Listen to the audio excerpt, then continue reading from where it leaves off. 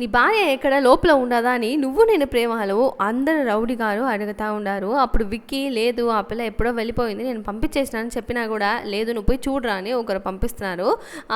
దొంగ సచ్చిన కూడా ఏదేదో మాట్లాడుతుంది కదా వాళ్ళ భార్య. సో వాడికి భార్య అంటేనే ఈ మాదిరి భార్య ఎవరికి దొరకకూడదని ఒక మైండ్ సెట్ ఉండింది. సో పద్మావతి చూసిన తర్వాత భార్య అంటే ఇట్ట ఉండాలని ఒక హ్యాపీగా కూడా ఫీల్ అవుతున్నారు. సో అందువల్ల పద్మావతి చూసి కూడా లేదు ఇక్కడ ఎవరు లేదని పద్మావతి కాపాడేస్తున్నారు.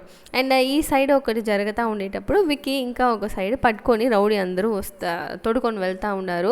అంత సోపు వెయిట్ చేసిన పద్మావతి ఏమని కూడా అప్పుడు చూడకుండా సారే సారే నీ ఆడాడో తిరుగుతున్నది. చూసినామంటే ఇప్పుడు మీరు కూడా చూడండి ఈ ఎపిసోడ్, ఒకే చోటనే తిరుగుతానే ఉంటుంది. సారో నేను ఇంత దూరం వచ్చేనా సారో సారో అని.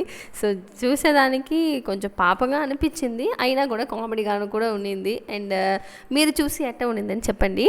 అండ్ ఫైనల్గా ఇప్పుడు పద్మావతి పోయి కాపెట్టేస్తుంది, ఖచ్చితంగా అదే జరగపోతుంది. అండ్ రేపు కూడా అదే స్పెషల్. అండ్ రేపు మూమెంట్ ఎట్ట ఉంటుందో అని చూసేదానికి నాకు చాలా చాలా ఇంట్రెస్ట్గా ఉన్నది.